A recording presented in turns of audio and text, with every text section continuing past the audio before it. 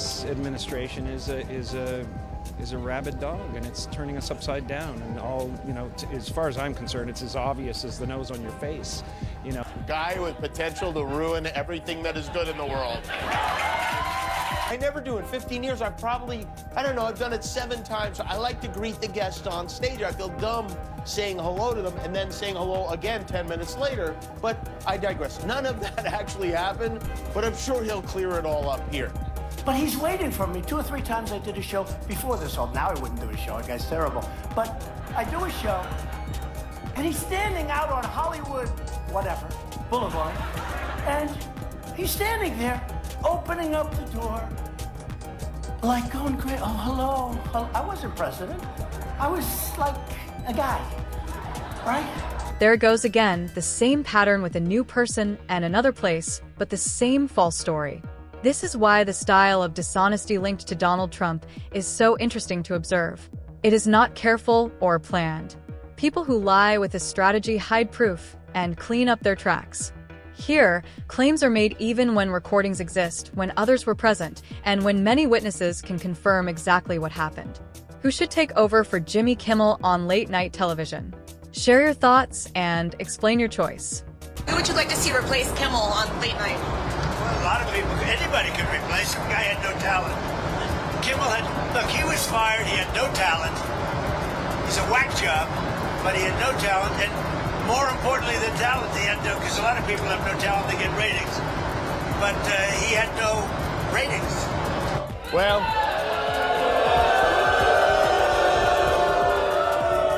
I do tonight.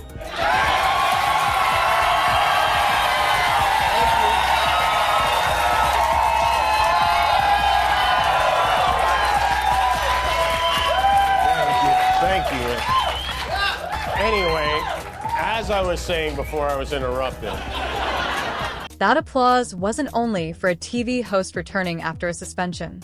It felt like the audience finally letting out a breath they'd been holding for 6 days, unsure how things would end. Would the comedian just fade away, or would someone stand up? When Kimmel stepped on stage, the crowd went wild, and the message was obvious. Instead of bringing him down, it only made him more popular. Well, guys, the big story is that Jimmy Kimmel was suspended by ABC after pressure from the FCC, leaving everyone thinking WTF. It's been overwhelming. I've heard from a lot of people over the last 6 days. I've heard from all the people in the world over the last 6 days. Everyone I have ever met has reached out 10 or 11 times. 6 days. That's all it took for the story to spread across the world and come back again. Actors, reporters, leaders, and everyday people who had never spoken up before suddenly started paying attention.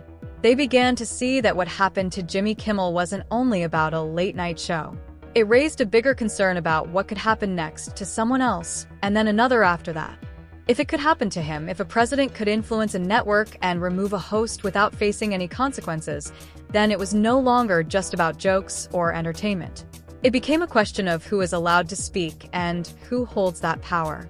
I am a person who gets a lot of threats. I get many ugly and scary threats against my life, my wife, my kids, my co-workers because of what I choose to say. And I know those threats don't come from the kind of people on the right who I know and love. So that's what I wanted to say on that subject. But he did his best to cancel me. Instead, he forced millions of people to watch the show. That backfired bigly. He might have to release the Epstein files to distract us from this now. He might even bring up the Epstein files just to shift attention away from this. That line felt convincing because it seemed so believable. The effort by Donald Trump to quiet Jimmy Kimmel ended up doing the opposite. It gave the show more attention than ever before.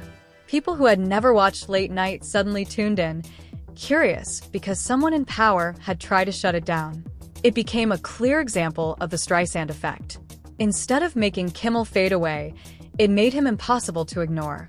This administration is a rabid dog, and it's turning us upside down. And as far as I'm concerned, it's as obvious as the nose on your face. Jim Carrey didn't just speak out. He expressed his views through paintings. Over time, he used art to channel his frustration, creating bold and detailed images that grabbed attention. His work showed things news channels often avoided saying openly. He drew scenes like Robert Mueller putting pressure on Donald Trump, made fun of Space Force before it began, and even turned Trump into toast. It may sound humorous at first, but each piece carried a clear message. These were strong opinions shared through art, not speeches or courtrooms. Because of that, they couldn't easily be removed, controlled, or silenced like a TV program. Over the summer, Trump announced he was going to build a big, beautiful ballroom, but promised it would not in any way affect the structure of the White House.